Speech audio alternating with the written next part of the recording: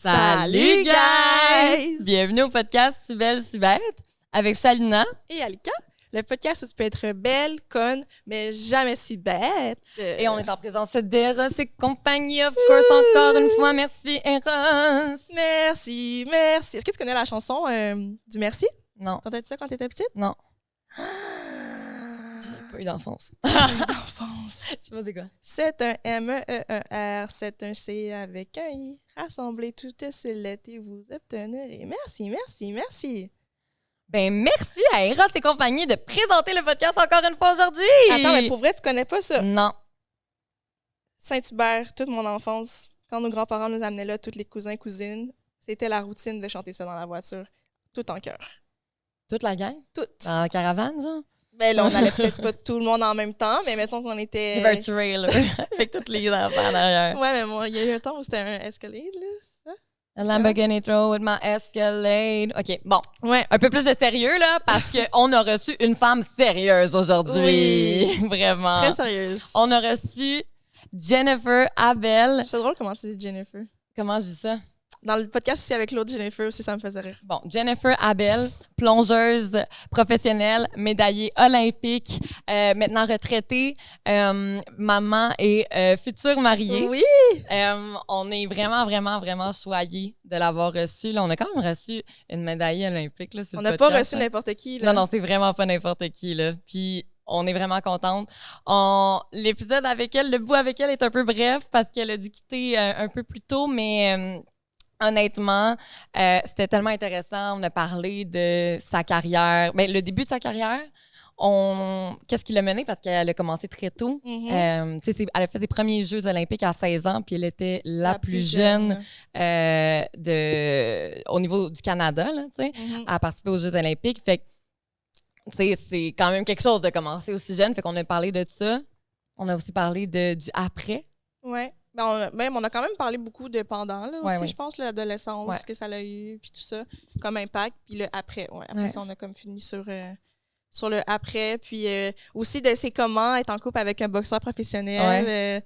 Deux athlètes ensemble. Ouais, deux athlètes, comment la vie de couple, ça fonctionnait, puis tout ça. Puis c'est ça a été court, mais c'était vraiment pertinent. Ça fait fun de la recevoir pour comme continuer la ligne du temps, là. Ça serait vraiment parce fun. que off-cam, on avait parlé aussi de plein d'autres choses qu'on voulait aborder, genre...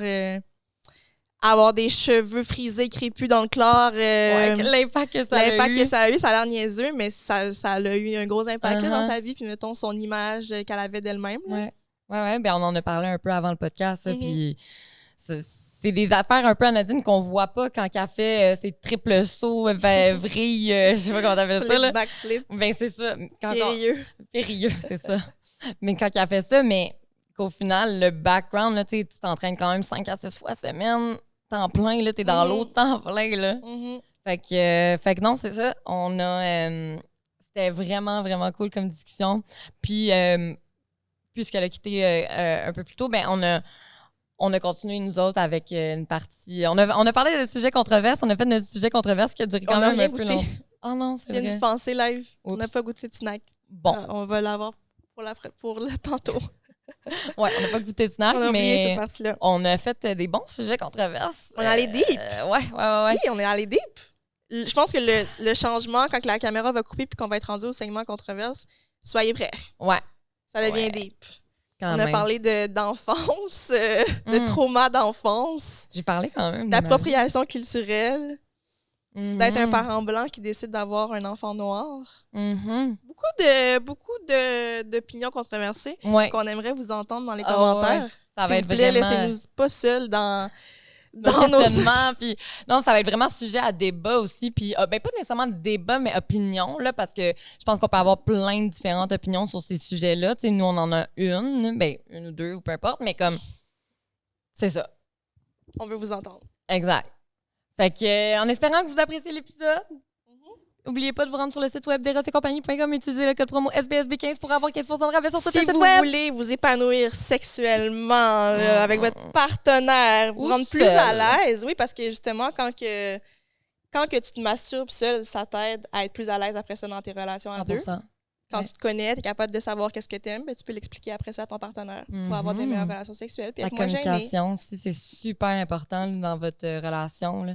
Puis même de communiquer avec soi-même, de savoir, de se permettre là, de savoir qu'est-ce qu'on veut, qu'est-ce qui nous fait du bien, de se permettre de le reproduire, de se permettre d'essayer de différentes affaires. Fait que n'hésitez pas à vous rendre soit en magasin ou sur le site web d'Eros et compagnie. C'est des experts qui sont là pour vous guider. Même in-store. Ouais, tu peux poser tes questions, puis c'est pas gênant. Zéro, là. Ça sent full bon en plus dans les Eros. C'est vrai que ça sent bon dans les Eros. T'es là, t'es bien, tu peux passer des heures, tu poses tes questions, eux, ils t'aident. Puis après ça, tu peux poser des petites questions que t'es peut-être pas à l'aise de parler avec tes amis ou whatever. Puis après ça, ben, t'en parles avec ton copain ou ta copine, puis... Ça se passe. Exact. Fait que n'hésitez pas à y aller chez Eros et compagnie. Vraiment, on les aime, on les remercie encore une fois.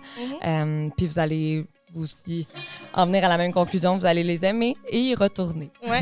Fait que si tu veux le bijou, you know where to go. SBSB 15 pour 15% de rabais. Fait qu'en tout cas, sur ce, on vous souhaite bon épisode!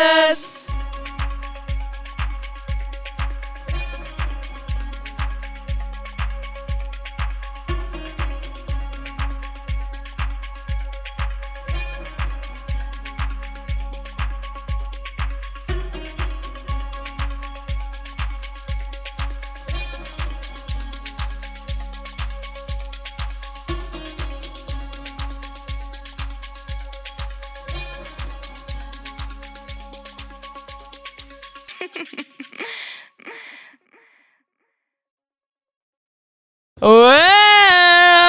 OK. On vous interrompt un petit 2 minutes gros max. Je m'habille. Pour vous parler de notre commanditaire Salvatore. Donc, Alka s'habille à l'instant. Mais on vous souhaite vraiment remercier Salvatore de commanditer notre podcast. Salvatore qui est... Je suis back. Dans le fond, Salvatore, là, ta Chali, là. Quand tu commandes Salvatore, tu commandes où? Ben, moi, je commande en ligne, là. Merci Voyons beaucoup. donc. Je commande pas sur DoorDash, Uber, tout ça. Non. Parce que quand tu commandes en ligne, là, t'as des codes promo, t'as des pizzas gratuites, t'as plein d'affaires. Mais quand tu t'abonnes au newsletter, c'est vrai. Il y a toujours des rabais, 2 pour 1. Nanana, t'as ça gratuit, t'as une poutine, t'as ci. Et en plus, t'accumules des points. Moi, la semaine passée, j'ai commandé une pizza et elle était gratuite. Non, c'est vrai, elle était vraiment gratuite parce que j'en mange souvent. C'est ça. Parce que la grecque, farcie... Méditerranéenne. Pas la grecque, la méditerranéenne, farcie au fromage, la croûte farcie, là. Olive. Ça, avec la poutine Tao sur le côté, là. Fait que... Tu vois même l'évolution de ta pizza est rendue où? Non, mais moi, quand je commande, en mode je traque, je suis comme, OK, là, elle est dans le four. Puis je suis souvent dans le parking en train d'attendre. Regarde, elle est folle. Mais c'est ça, on vous dit vraiment, là, n'hésitez pas à commander. Puis on dit encore merci à Salvatore parce que c'est de la crise de bonne bouffe. C'est très, très bon. C'est vraiment bon. Tout le monde qui a goûté est comme, Puis la croûte farcie, puis Puis j'adore leur slogan. Chali, on a choisi nos chandails au hasard. Regardez. L'amour peut décevoir, la pizza, jamais. Et c'est Chali qui est tombé sur ce chandail. Si vous saviez en ce moment comment c'est drôle, vous savez. Parce que ma vie amoureuse, hein? Mais au moins, je suis en amour avec la pizza. Donc, n'hésitez pas non plus à utiliser le code promo affiché à l'écran en ce moment pour vous procurer un rabais supplémentaire en plus de tout ce qu'il y a déjà sur le site. Tout ce qu'il offre comme rabais déjà. Exact. Au moins une fois par semaine, je reçois un message comme quoi il y a un rabais, puis je me fais prendre à chaque fois. À chaque fois qu'il y a un bon rabais, je suis comme, c'est un bon temps pour commander une pizza. Exactement. J'avais rien à manger. Parfait. Thank you, Salvatore. Fait que merci encore à vous. Puis allez tout de suite, là. Commandez-vous de la pizza. Ouais, let's go. Avant que l'épisode termine, allez, salvatore.com. Bon, merci, on retourne à l'épisode, guys. Bye. Allô. Salut. Ça va? Ça va, toi? Oui. Bienvenue. En le disant en même temps. Bravo. Ouais. Comment tu vas? Comment tu te sens dans le décor? Ça va bien. J'avouerais que je suis un petit peu gênée. Ah ouais? Ben, c'est parce que là, c'est comme si les rôles ils sont inversés avec Ali. Fait que c'est drôle. Ouais. Mais t'en as déjà fait des podcasts? Oui. Ouais. Mais, non, mais pas tant. Ah non? C'est comme... mais tu sais, mettons les podcasts athlétiques, mettons, je dirais plus, là. Je les compte pas. Ah ouais? Mais c'est différent. C'est comme, mettons, on parle de ma carrière. Tu sais, c'est différent. Versus des podcasts qu'on parle de la vie de tout et de rien un peu, ou de moi, ma vie. Je sais pas, je trouve ça différent. Ouais, j'avoue, c'est tu as quand même été habitué de parler justement de carrière, plongeon, avec une certaine distance. Mais là, si on rentre plus dans comme l'émotion, comment toi tu l'as vécu, puis tout, ça doit être moins des questions qu'on te pose en entrevue régulière. Là. C'est ça. Oui, j'avoue. Oui, puis justement, nous, on veut parler, oui, c'est sûr que ta carrière en fait partie, là, mais comme du avant, du après aussi, là, parce que, ben là, on t'a pas présenté, là, mais... Je pense que les gens te connaissent plus que nous. Jennifer Abel, médaillée olympique, plongeuse olympique. Elle est gênée comme ça, je suis comme... Moi, ça, je disais avant qu'on commence à tourner que j'étais comme un peu fangirl, là, que je l'ai regardé beaucoup, puis j'ai voulu faire du plongeon quand j'étais jeune, puis justement, tu fais « You make it look so easy », genre, que comme, j'étais comme « Hey, moi aussi, m'a faire ça, là, des vrilles sur le plongeon, là. » Mais y a-tu des jeunes qui t'écrivent pour te dire, genre « Ah, c'est à cause de toi que j'ai commencé » ou des trucs comme ça? Oui. Mais c'était beaucoup quand je plongeais aussi. Tu sais, quand, mettons, on allait au jeu à Tokyo, je faisais partie de l'équipe Cheerios aussi, puis il y avait des cartes qui cheer pour Cheerios. Puis je recevais des cartes avec des mémos d'enfants ou de même des parents comme quoi qui m'encouragent puis qui me suivent puis qui ont commencé à plonger. Puis, oui. C'est vraiment cute. Oui, c'est vraiment cute. Mais justement, on voulait savoir un peu comment ça t'a commencé le plongeon, ton avant, quand tu étais jeune, avant que tu ailles à tes premiers jeux, etc. Ça a été quoi ton parcours? Parce que, tu sais, moi, j'ai aucune idée de ce parcours-là. Puis, tu sais, je me suis toujours demandé comment tu te lances dans le plongeon. C'est comme un sport qui est comme... C'est pas un sport que tu vas juste faire pour le fun, non. on dirait. C'est pas un sport non plus qui est offert à l'école, tu sais. Non, c'est ça. Fait que dans le fond, pour moi, j'ai commencé à l'âge de 4 ans. Fait que mon frère, dans le fond, lui, faisait du plongeon et de la natation. Puis j'ai 4 ans et demi de différence avec mon frère. Donc, c'est quand même une bonne écart. Mais pour mes parents, c'était super important qu'on soit impliqués dans le sport, mais surtout dans apprendre à nager, tu sais, parce qu'on ne voulait pas d'accident ou quoi que ce soit. Donc, mon frère a commencé à plonger. Il faisait de la natation aussi. Puis moi, je faisais de la nage synchronisée, qui est aujourd'hui de la natation artistique. Puis, je faisais juste ça dans le fond, parce que j'étais quand même jeune, là, à 4 ans, on s'entend. Puis là, je voyais mon frère sauter. J'ai toujours été un peu casse-cou. J'aimais l'adrénaline que ça me procurait. Puis je disais toujours, je veux faire comme mon grand frère. Donc, la session suivante, mes parents m'ont inscrite dans le plongeon. Puis c'est comme ça que j'ai commencé. OK. Mais en plus, c'est jeune, là, 4 ans, pour commencer un sport comme aussi sérieusement. T'as jamais arrêté, là? Non, j'ai jamais arrêté, mais à 4 ans, je faisais pas ça à chaque jour. Là, non. C'était vraiment une fois semaine, 30 minutes, quelque chose comme ça. C'était vraiment juste pour dire que je sautais, j'aimais ça, je jouais dans l'eau, on apprenait à nager. T'sais. Est-ce que tu as toujours aimé genre l'eau étant enfant? Oui. Okay. J'ai toujours été attirée vers l'eau. Puis justement, ça a été comme un peu une inquiétude pour mes parents de faut qu'elle sache nager parce que je me pitchais dans l'eau. Okay. T'avais pas peur, là? J'avais pas peur. Non, à un moment donné, mon frère, il avait son cours, puis je suis allée dans l'eau, puis c'est la lifeguard qui est venue me chercher. Ça, c'est ce que ma mère m'a déjà raconté. Fait que, OK, t'étais jeune. Oui. T'étais destinée à aller dans l'eau. Oui, comme ça m'a toujours attirée. Puis même encore aujourd'hui, c'est quand, mettons, je suis malade, je veux un bain, tu sais. Mais je suis pas de genre à prendre des bains à toutes les semaines ou à tous les jours. Il y en a qui sont comme ça. Non, moi, c'est vraiment juste si je me sens pas bien, je veux aller dans l'eau. On dirait que c'est comme mon élément qui me fait sentir bien. Oui, mais c'est ton plus gros safe space, là, littéralement. Là. C'est vrai, genre, l'eau, t'as été dans l'eau toute ta vie. C'est ça. Puis, est-ce que tu penses que t'as continué à faire du plongeon parce que t'aimais ça ou parce que t'es devenue bonne rapidement?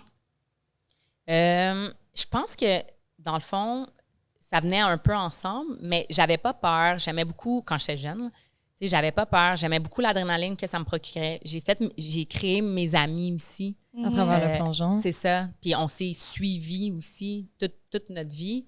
Donc, tout ça venait ensemble. Parce que quand j'étais plus jeune, dans le junior, mettons, j'étais pas très bonne. Ah ouais? Oui, j'avais vraiment de la misère à me contrôler, à me gérer, dans le fond, émotionnellement.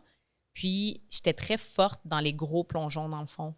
Fait que c'est pour ça que, à l'âge de 16 ans, j'ai fait mes premiers Jeux olympiques, mais ma carrière en tant que junior, parce qu'on avait des plongeons de base, qu'on appelle, plus faciles, je n'étais pas très performante dans ça. Fait que c'est pour ça que j'ai tout de suite tombé dans le senior, mais c'est venu rapidement. Là. Ça n'a pas été comme... Je faisais les championnats du monde junior, puis je gagnais tout le temps. C'était pas comme ça.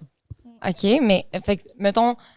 Si je comprends bien, c'est que tu étais meilleure dans les plongeons plus difficiles? Oui, OK. Effectivement, c'est ça. Fait que tout ce qui demandait plus de puissance, plus de courage, on peut dire ça comme ça, parce qu'il faut le faire.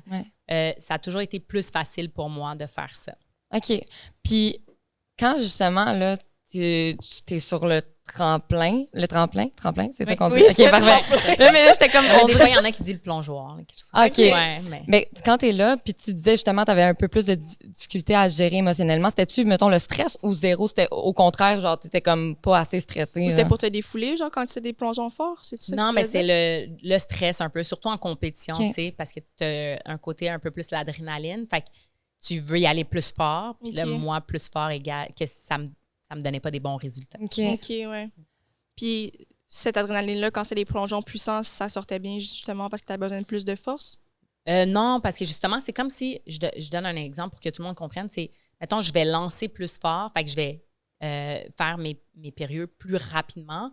Donc, mon orientation, elle va pas être la même parce qu'elle va être plus rapide. Donc, si j'ouvre à la même place, ben, je vais peut-être ça va être trop tard pour cette vitesse de rotation-là. OK, ouais, je comprends. Puis, justement, là, tu sais, parce que, là, entre 4 ans et 16 ans, tes premiers Jeux olympiques, ça se passe comment? Tu sais, comme ça se passe comment à l'école quand ça devient plus présent dans ta vie?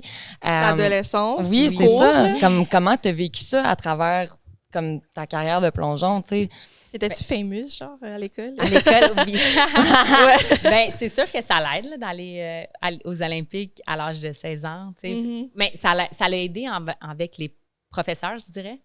Mais j'allais dans une école sport-études. OK, c'est ça. Dans le fond, mon primaire, c'était normal. Là, mais à cette époque-là, les gens ou les professeurs comprenaient pas comment je pouvais donner autant de temps à mon sport.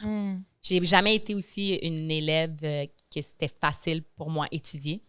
Donc, justement, comme mes professeurs comprenaient pas pourquoi je mettais autant de temps dans mon sport. Mais mes parents m'ont toujours dit, l'école va toujours être là. Mais son sport, malheureusement, peut-être que demain matin, elle peut se blesser, il peut arriver quelque chose qui sera plus accessible.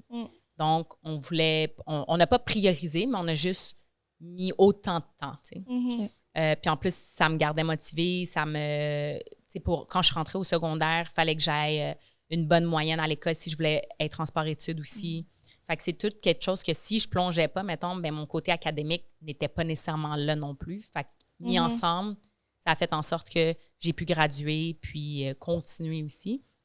Puis à l'école secondaire que j'allais, comme c'était sport-études, ça m'aidait énormément parce qu'on avait des récupérations, on avait plus de flexibilité dans le fond. Parce que tout le monde était dans des sports. Mais toi, c'était pas avec l'école, mais étais-tu dans un sport-études dans ton programme d'école?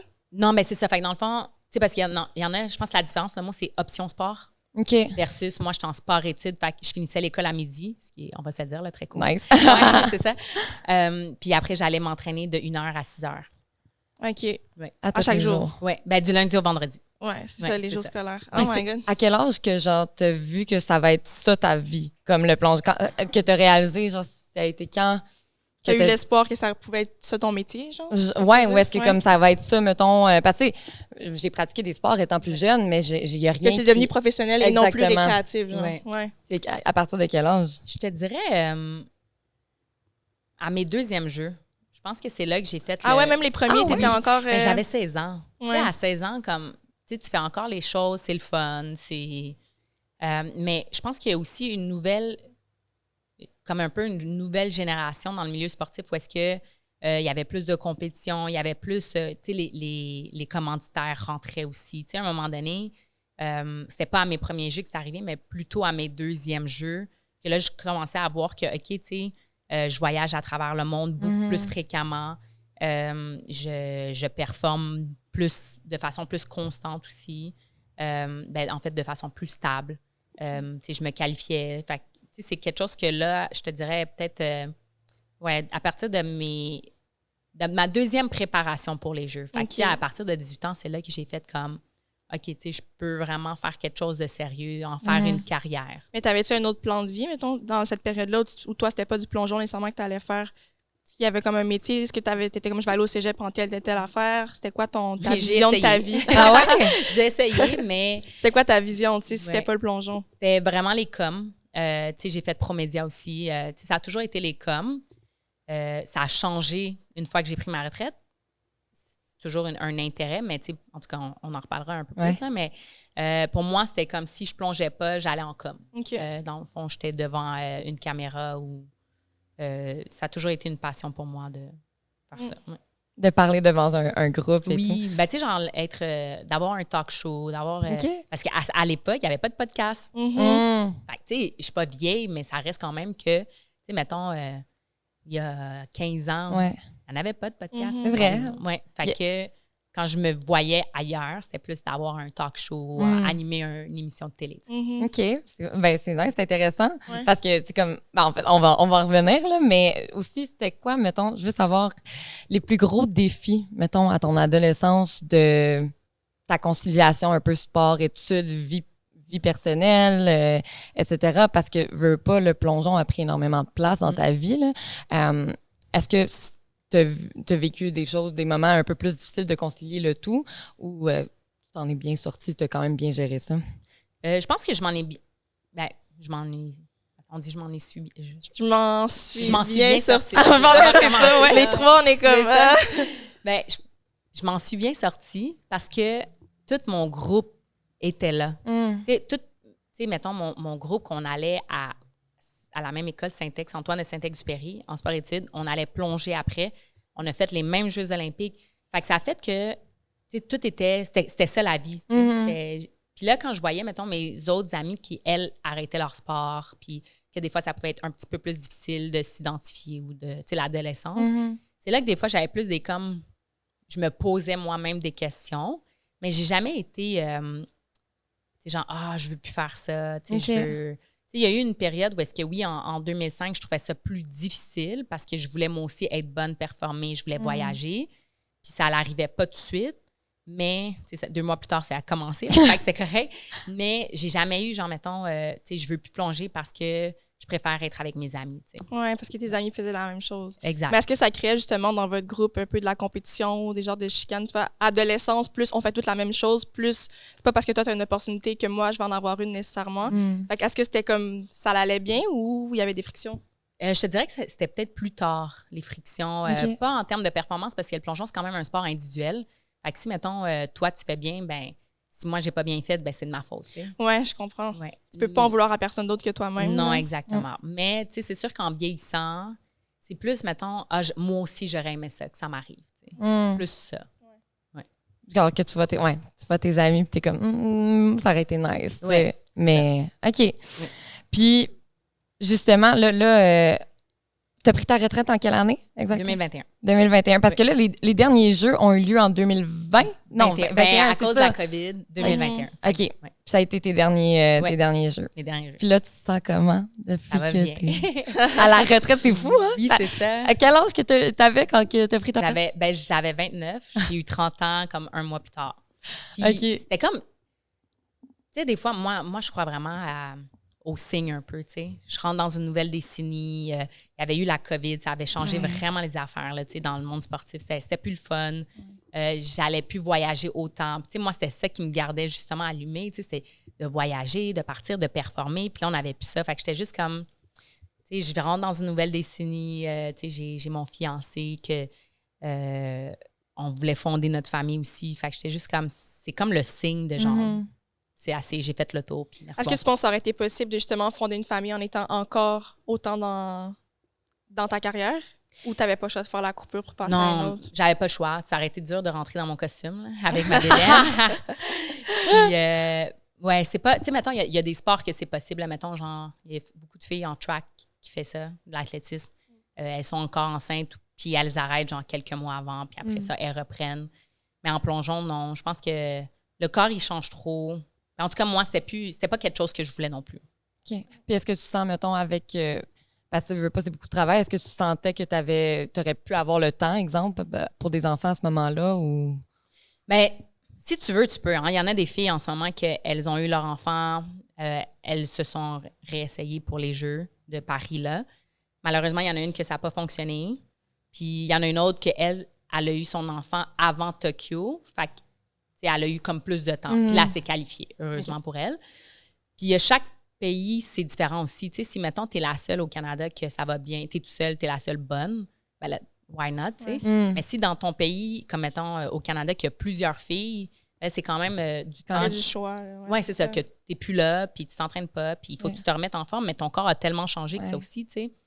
Puis, tu étais en couple pendant que tu étais dans ta carrière olympique, carrière professionnelle. Comment ça se passait avec ton maintenant fiancé? Oui, mais comment mon futur mari. Oui, on se marie dans pas long.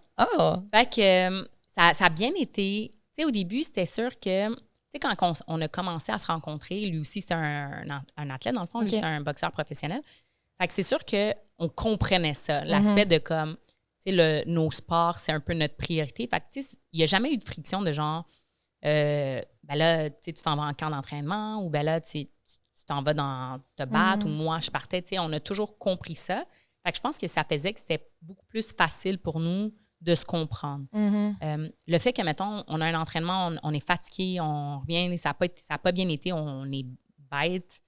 Tu sais, j'arrive à la maison, on parle pas de ça. Tu sais, ça, on se comprenait là-dedans. Puis, tu sais, je pense que c'est ce qui a fait que ça a pu, on a pu cheminer à où est-ce qu'on est aujourd'hui. Puis, as-tu vu la différence, justement, avec d'autres relations que tu as eues avant, que c'était pas des gens qui étaient athlètes versus lui qui était un athlète? 100%. Oui, 100%. Puis, pas juste, mettons, personnel, mais aussi mes autres amis où, genre, on connaît d'autres, je connais d'autres femmes, oui, qui ont été en couple avec des personnes qui ne comprenaient pas c'était quoi ce mode de vie-là, parce que c'est quand même un mode de vie qui est, qui est dur à... C'est dur à jumeler. Tu sais, c'est pas tout le monde qui est capable d'accepter quelqu'un qui part à chaque mois non plus pendant des semaines, tu sais. Exactement. Puis, tu sais, mettons, de passer autant de temps, mettons, en dehors de la maison, pendant les entraînements. Mais même autre que physiquement, mentalement aussi, tu n'es peut-être pas tout le temps 100% présente. Tu penses à ta compétition, tu es stressée ou tu sais qu'il y a telle affaire qui arrive. Fait même si tu es là physiquement, ça reste que mentalement, tu peux pas être 100% présente non plus. Là. Mais ça, je vois ça avec un peu de la maturité parce que je me dis, tu sais, c'est comme vous avez un podcast à créer. Bien, si tu t'en vas à la maison et tu as la tête ailleurs parce que tu penses à ton podcast, mais c'est ta job. Ben, c'est la même affaire aussi dans le sport. Si, mettons, moi, je pense à ma compétition ou demain, quel entraînement je vais faire ou même ce soir, qu'est-ce que je vais manger pour être prête pour ma semaine, tu sais. Ça vient avec de la maturité aussi dans un sens que c'est ça ma job, c'est ça ma vie. Puis pour toi, est-ce que ça marchait justement de faire ces préparations mentales ou, mettons, c'était plus j'ai besoin de décrocher, de ne pas penser à ça parce que ça me stresse trop? C'est quoi, mettons, comment toi tu fonctionnes par rapport à ça? Ce que j'ai vraiment beaucoup apprécié de justement mon union avec David, c'est que quand on arrivait à la maison, on n'était pas des athlètes. T'sais. On était en couple ensemble, on parlait pas de boxe, on parlait pas de plongeon. Oui, des fois, on allait avoir, mettons qu'il y a une compétition qui s'en vient ou un combat pour lui, on va avoir des petites discussions pour savoir, OK, tu pars là ou OK, c'est ça les enjeux. T'sais. Puis nous aussi, on peut s'adapter à l'autre. Mais ça n'a jamais été genre, j'arrivais à la maison, je vais penser à quoi que je suis parce que, non, ça devient too much. Too much, c'est comme pas assez. Mais ton alimentation, ça a été une grosse partie, genre, de ta préparation? Moi, non. Tes compétitions? Moi, non. Mais David, il fallait qu'il fasse le poids. Fait il y avait des fois que lui, il fallait qu'il mange différemment. Oui, il fallait qu'il mange différemment, tu sais. On est chanceux. Moi, je suis chanceuse parce que j'avais quand même un physique qui s'adaptait très bien. Puis aussi, on avait une alimentation qui est quand même très saine de nature.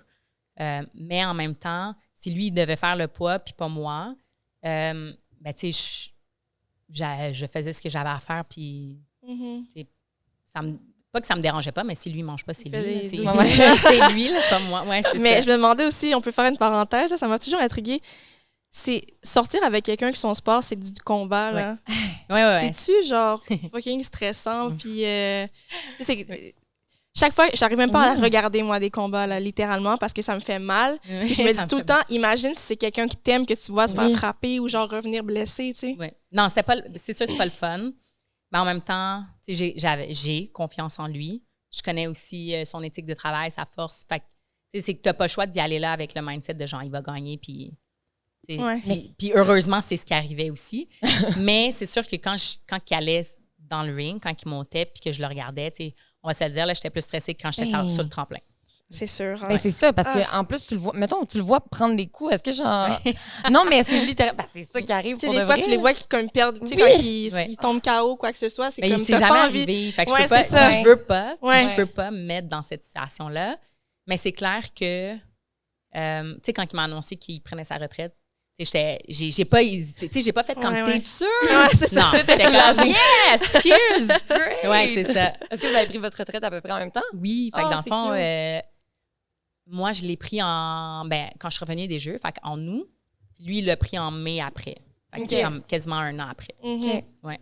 Puis j'étais pas... Puis il y a eu un combat, si je me trompe, dans tout ça. Fait que c'était pas comme... C'est pas comme s'il y en avait accumulé, puis là, il prenait ça. C'était juste un, fait que c'était correct.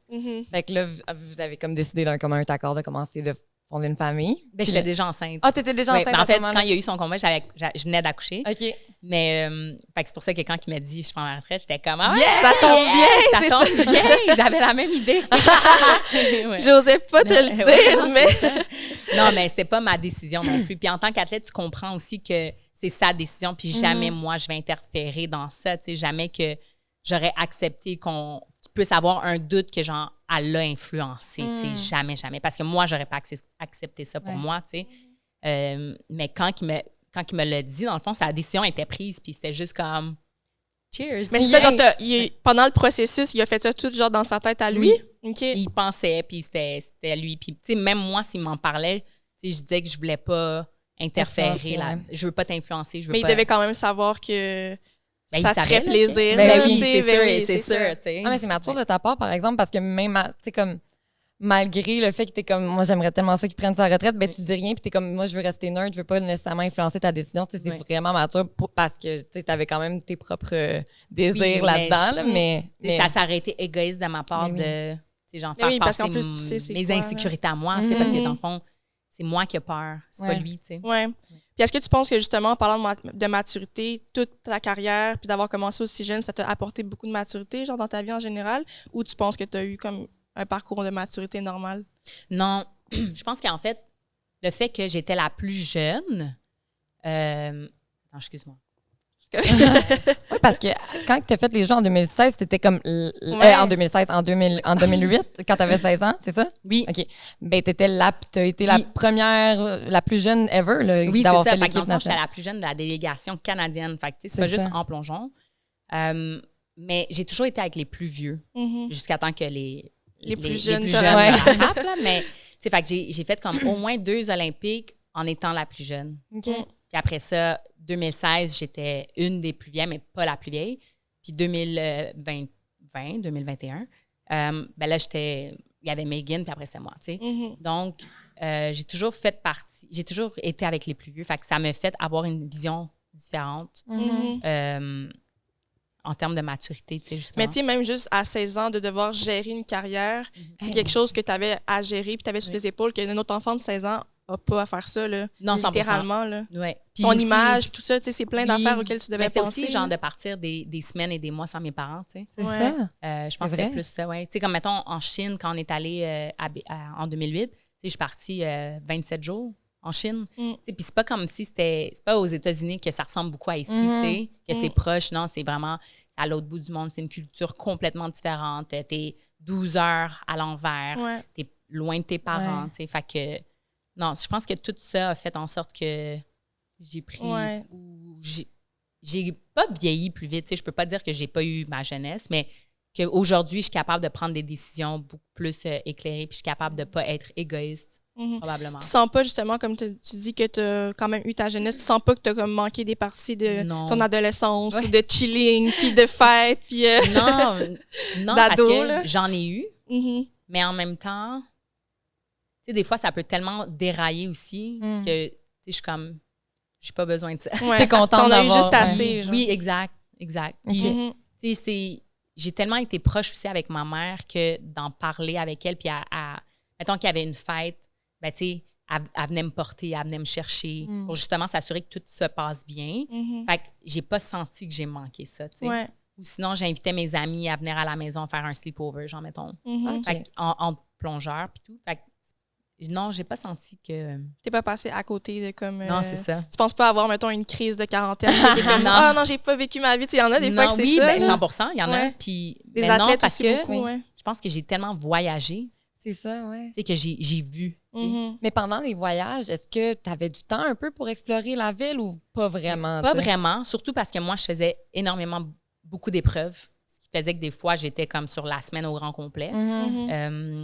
Mais en même temps, des fois, tu n'as pas le choix de prendre un après-midi pour juste un peu visiter. Fait que je le faisais. Mais je l'ai fait plus à la fin de ma carrière, je te dirais. Parce que c'est là que tu te rends compte que ça va bientôt finir. Puis là, tu veux en profiter. Mais quand j'étais jeune, ça, c'est un peu l'aspect que j'aurais peut-être changé. C'est de plus apprécier puis de visiter, tu sais. OK. Non, mais en même temps, c'est un peu un choix à faire en mode, tu sais, je fais-tu plus d'épreuves ou j'en fais moins pour pouvoir... Oui, parce que veux pas, si, mettons, tu vas visiter, ben tu marches, tu vas peut-être être raqué, tu vas perdre de l'énergie, tu te reposes pas. Fait que si ton épreuve est dans 2 jours, le lendemain, ben t'es supposé de te reposer pour être en forme. Fait que, tu sais, il y a vraiment toute une... Mais c'est vrai que, tu sais, nous, on voit le plongeon, chat à la télé, mais c'est... des semaines, des mois de préparation, puis même les jours avant, les heures avant, c'est comme tous les petits détails, qu'est-ce que je mange, je peux pas aller marcher trop, je peux pas, faut que je dorme tant d'heures, j'imagine. Chaque mini détail a un impact sur le résultat que tu vas avoir à la fin, tu sais. Puis, tu sais, pas nécessairement le résultat, mais comment tu te sens durant ta performance, tu sais. Ça a un impact, tu penses? Oui, ben parce que si tu vas marcher, mettons, il fait chaud dehors, tu vas marcher pendant 4 km, ça te prend 3 heures, mettons. Là, il fait chaud, tu sais, tu récupères pas. Au lieu de rester dans ta chambre, puis là, t'écoutes des films, tu te reposes, t'es dans ton lit. Le lendemain, tu vas te sentir, tu vas avoir bien plus d'énergie que si tu as été faire un 4 km qu'à la maison, on fait pas ça, tu sais. Ouais, c'est vrai qu'en voyage, on mange tellement. Ben oui, vraiment. C'est tellement vrai. C'est ça. Puis, je me demandais, quand tu étais jeune, est-ce que tu avais de l'aide, mettons, pour gérer, parce que ça, tantôt, Alika, tu disais, genre, à 16 ans, gérer toute ta carrière, c'est énorme. Est-ce que tu avais de l'aide de quelqu'un? T'avais-tu comme un manager, tes parents? Comment ça marche? Dans le fond, quand on était jeune, quand j'étais jeune, on avait du support, mais tu sais, c'était pas aussi présent qu'aujourd'hui. OK. Puis quand il y a eu la COVID, tu sais, ma vie, mon quotidien a changé parce que c'était la première fois de ma vie que j'allais pas à la piscine pendant plus de 3 mois, tu sais, que j'avais pas accès à aller m'entraîner. J'avais jamais vécu ça de ma vie. Fait que, tu sais, c'est là que ça a fait comme, OK, wow, c'est ça, c'est ce qui m'attend là, après. C'est bizarre, j'ai jamais vécu ça. Puis quand je suis retournée à la piscine, c'est là que j'ai demandé de l'aide. Fait que j'avais un support d'une personne qui m'aidait jusqu'à mes derniers jeux, dans le fond. OK. Pour t'aider, mettons, à dealer avec...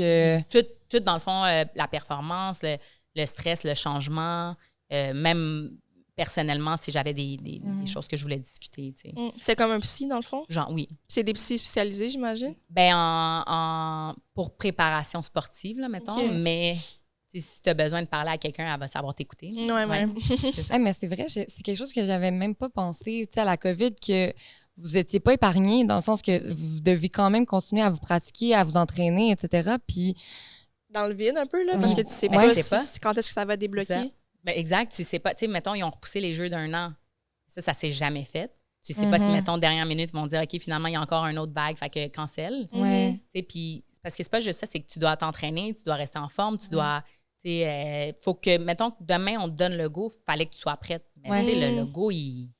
Ouais, c'était tout le temps comme en train de repousser, là, tu sais. Puis t'as-tu aimé ça, justement, la période où, comme tu as dit, c'est ça la vie normale que j'ai jamais eue depuis toute ma vie? T'as-tu eu l'élimination d'être comme, mais dans le fond, j'ai peut-être le goût que ce soit ça ma vie pour tout le temps, tu sais?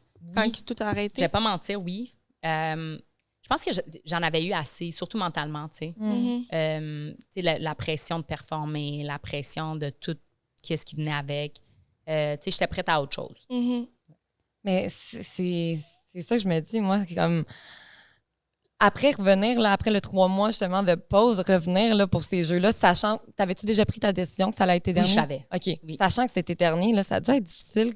Comme... Mais quand ils ont repoussé d'1 an, ça, c'était déjà une claque, là. C'était difficile parce que, tu sais, c'est pas juste 1 an, c'est 1 an d'année olympique. Fait que, tu sais, ton année olympique, c'est là que tu t'entraînes le plus fort, que tu dois tout le temps être en forme, tu peux pas te blesser. Tu sais, il y a beaucoup d'enjeux parce que c'est l'année X, tu sais, tu dois être sur ton X, tu sais. Fait que là, de repousser ça d'1 an quand tu l'avais déjà entamé, c'est comme... c'est 1 an et demi que, comme, je dois être sur mon X, tu sais. Fait que déjà, c'est dur physiquement, mentalement. Puis là, avec la COVID, on savait pas si ça allait être repoussé encore, si ça allait être cancellé, si on pouvait plus voyager, on pouvait plus performer. Si une de l'équipe tombait malade, tout le monde était puni. Tu sais, c'était vraiment... c'était pas le fun. T'as-tu enlevé un petit peu l'amour que tu avais pour le sport? Ben, ton sport en soi? Ou ça n'a pas impacté? Oui, je te dirais, mais non. C'est juste que ça devenait plus plaisant. Parce que, tu sais, c'est ça, c'est si toi, tu tombes malade puis que moi, je suis punie, tu sais, parce que toi, tu n'as pas fait attention ou vice-versa, tu sais, c'est que là, ça devenait plus plaisant, c'est plus le fun. C'est vraiment un travail, là. Oui, c'était plus une passion. Mais c'était pas juste un travail, parce que, mettons, tu rentres travailler où, tu sais, tout le monde faisait du télétravail, fait que c'était pas grave, tu as la COVID, OK, isole-toi, puis après, tu reviens. Ça allait pas faire tomber la compagnie, tu sais. Mais là, versus nous, tu sais, si moi, j'étais malade, ma partenaire de synchro pouvait pas aller au jeu. Ah c'est vrai, c'est une grosse pression. Non, mais c'est ça, tu sais, c'est ça. Fait que, ça devait vous rendre free. Ben c'est ça. C'est que là, mettons, quelqu'un, tu sais, ah ouais, non, c'était pas le fun. Puis surtout qu'en plus, tu disais, là, tu sais, tantôt, c'est pas un sport d'équipe, c'est un sport individuel. Fait que là, par exemple, vous devez tout changer comment vous voyez un peu le jeu parce que c'est rendu comme un sport d'équipe parce que si une ne peut pas y aller, ben l'autre non plus, tu sais. Oui. Oh mon Dieu, c'est quelque chose. Oui, mais tu sais, en même temps, c'est là que tu vois c'est comment que le monde peut être égoïste ou des fois être méchant ou, tu sais, ouais. C'est ça. Oui. On voulait... Ben, oh mon Dieu, j'ai tellement de choses autres à dire, mais là, on voulait passer au segment Eros et compagnie. On a un petit quelque chose pour toi. Eros nous a fait un très beau cadeau. Spécialement pour toi. Ah, oui. En plus que là, tu vas te marier, puis t'es dans ton après-carrière et tout ça. Oui. Fait que c'est le temps pour toi et ton partenaire de vous épanouir sexuellement, de découvrir tous les aspects de votre sexualité, merci. de explorer, de vous rendre chez Eros puis de vous amuser, d'explorer, d'aller au fond de votre sexualité. Fait que pour ce faire, vous pouvez utiliser le code promo SBSB15 sur toutes les pour tous les jouets sur le site d'Eros et compagnie pour tous vos achats. SBSB15, 15% de rabais. Parce qu'en plus, c'est vrai, là, avant que je lise ça, être athlète, puis même sexuellement parlant, là, quand t'es en couple, ça doit être vraiment différent, dans le sens où tu sais, t'as une compétition avant. Le lendemain, t'as pas le goût là, d'avoir du sexe, ou même, je sais qu'il y a des trucs de boxe, des fois, des trucs de testostérone et tout, ils peuvent pas tant de temps avant. Je sais pas si c'est vrai ou si c'est un mythe, là, mais on en reparlera. Mais non, mais c'est vrai, tu sais, dans le sens que dépenser ton énergie, en plus, veux pas, c'est physique. Puis, mettons, ça arrive, là, ça peut pas... En fait, ça doit être un peu plus du sexe planifié, dans le sens que, genre, si j'ai pas de compétition demain, ben on va être correct pour ce soir, mais tu sais, le lendemain, on pourra pas parce que j'ai une compétition le lendemain. Tu sais, c'est un peu comme ça que ça se passe. Tu me prends au dépourvu, là. Oui ou non? Ça veut être juste ça. Non. OK, oui. Parfait.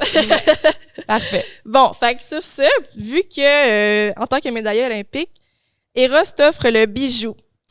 Découvrez le nouveau produit chez Eros et compagnie, le bijou. Son design sophistiqué et sa fonction vibrante dédiée au clitoris en font un accessoire à la fois esthétique et efficace. Portez-le fièrement comme une médaille olympique pour exprimer votre sensualité de manière audacieuse. Car tu vas voir. Tu peux le déballer. Il s'agit d'un vrai bijou. OK. Ouais. Je l'ouvre, là? Oui. On veut que tu le portes à ton mariage. Je pense pas que tu vas... C'est la fille, là! Avec son jouet, elle est prête, là. Non, c'est ça. OK, vraiment. C'est un vrai bijou. C'est avec le chercheur. Oui. Ça se porte au cou comme une médaille olympique. OK. Que tu peux porter en tant que... Tu peux l'ouvrir. Ouvre-le. Il est à toi. C'est vraiment comme le... Comment je faisais ça? Tu sais, dans... le film... Le Titanic! Tu sais, comment t'appelles ça? J'ai juste la perle noire dans Jack Sparrow. De l'océan, oh my God, personne ne va se souvenir. Pas la ref. Non, mais tout le monde va savoir. Le cœur de l'océan, c'est ça? Je pense que c'est ça. OK, oui. On a le cœur de l'océan parmi nous. Merci, Eros. Oui. Merci. Peux-tu le mettre comme si... Ben, pas pour vrai, là. Une médaille, tu peux le mettre si t'es à l'aise, là. La médaille de la nouvelle carrière. La plus belle médaille. Où est-ce que tu vas pouvoir promouvoir ta sexualité, vivre ta sexualité. Et maintenant que vous n'avez plus de compétition, vous allez pouvoir utiliser les jouets tout le temps. Super, ben merci beaucoup. Oui, on les remercie. Vous pouvez vous rendre sur le site web et utiliser et acheter le bijou si vous voulez un petit complément à votre garde-robe esthétique. Ça va fitter sur plein de... Habillé en blanc l'été, un petit pantalon, comme je porte en ce moment, en lin. Ni vu ni connu. Ça a l'air d'un beau collier. T'en vas aux toilettes, chip chap choup. No one's gonna know. Fait que merci Ross encore une fois, puis merci à toi, Jennifer. C'était rapide, mais oui, au moins, on a quand même... un honneur, pour plaisir. Merci tellement d'être venu. C'était trop cool. Vraiment. Je suis vraiment contente de t'avoir rencontré en personne, de t'avoir jasé, puis honnêtement, bon succès pour la suite. Merci. Avec tes bébés. Oui, mes 2 garçons. On a un peu eu le temps de vraiment aborder ça, mais on te souhaite quand même que ça aille bien ton mariage aussi. Félicitations. Merci. Oui, vraiment cool. Vraiment, est-ce que tu veux dire où est-ce qu'on peut te retrouver? Où est-ce que... Ce qui s'en vient pour toi? Ce qui s'en vient, ouais. Oui, ben en fait, évidemment, les réseaux sociaux, Jennabelle 91. C'est pas Jenna, c'est vraiment Jennabelle. Puis en même temps, présentement, je suis en train de faire ma formation de Pilates sur machine. J'ai celle déjà au sol. Puis aussi de bar et entraîneur privé. Donc, si vous voulez vous remettre en forme, DM. Ah, mais je savais même pas que tu faisais ça, mais tu poses des fois des trucs de ça sur les réseaux, mais je pensais que tu en faisais, pas que tu étais en train de faire une formation. Non, mais les deux. Ben non, en fait, j'en fais. OK. Et j'entraîne aussi en privé. Ah! C'est donc nice. OK, c'est vraiment cool, ça. Parfait. Fait que merci encore d'être venu sur le podcast. Allez la suivre si vous voulez... utiliser ses services entraîneur privé par une professionnelle. C'est ça, c'est pas n'importe quel coach. Moi, je le ferais, là. C'est ça. Merci. Encore. Bye. Interruption. On interrompt l'épisode. Pour présenter le Patreon. Dans le fond, là, on a un Patreon, on veut vous le vendre, on vend notre salade. Qu'est-ce qu'il y aura sur le Patreon? Des épisodes exclusifs, notre segment controverse à chaque épisode. Donc, vous avez à chaque épisode un bout extra qui, en plus, est un bout crunchy. Épisode qui va sortir juste sur Patreon. Les épisodes vont être là en avance, sans coupure, sans bipage. Déjà, comme vous savez qu'on en met du bipage puis des coupures, je vous le confirme. Peut-être que vous ne vous rendez pas compte, mais il y en a. Je vous le confirme. Oui, c'est ça. So, un peu de tout ça. Abonnez-vous. Y a-t-il d'autres choses? On va peut-être faire des... Moi, je pense qu'on va se dévoiler un peu. En fait, on se dévoile en esti, là, dans le... Oui. C'est plus intime. C'est plus intime. Les invités, ils savent là, que c'est des épisodes crunchy, puis ça se trouve juste sur Patreon. Fait qu'ils donnent des stories, là... qui en donne. Là. Exactement. Fait que si vous voulez tout savoir sur nos invités et sur nous aussi, parce qu'on se permet vraiment beaucoup plus sur Patreon. Mais vous savez quoi faire. On vous laisse à l'épisode. Bye, guys! Donc, on est de retour. On est back, toi et moi seulement. Oui. On a perdu notre invité d'amour. Oui, vraiment, d'amour. Elle a dû quitter, fait qu'on a dû couper ce short, mais on allait faire quand même notre segment controverse. On passe pas à côté du segment controverse. On va essayer de vous en faire un bon, là, pour quand même donner du juice, là. Ouais. Mais on espère que vous avez quand même aimé la première partie. Là, on sait que c'était un petit peu court, puis qu'on n'a pas pu aller deep dans chaque truc qu'on voulait, mais on a quand même eu un bon temps, là, le temps que ça a duré. Le temps que ça a duré. C'est le fun, le temps que ça a duré. Donc, on va essayer de continuer sur la même lancée, là. Ben, ça sera pas pantoute sur la même lancée, là. Non, mais en voulant dire que c'était bon. Donc, on va essayer de continuer pour que ce soit encore bon. Toi et moi. Oui, je pense qu'on est capable. Retour aux sources. Tu veux-tu commencer? Non, commence. OK. Moi, là, récemment, j'ai... J'adore comment tu commences tout le temps les segments controverses. C'est comme ça que je commence tout le temps? Ouais. Moi, là. Mais, OK. Attends, mais pause. Mais pas une vraie pause, mais ça va-tu être clippable la façon qu'on est placé? Ben oui, là. OK. Ouais. OK. Ouais. Mais, moi, là, j'ai souvent... Tu sais, récemment, il y a comme un era, là, que les filles... mettons, dans une relation hétéronormative, là, dans un discours hétéronormatif, les filles disent souvent qu'ils veulent pas un gars qui est fils à maman. J'entends souvent ça, mettons, dire, genre, souvent les femmes disent comme « Ah, moi, un gars qui est trop proche de sa mère, là, ça me donne le hic » ou comme... C'est ça.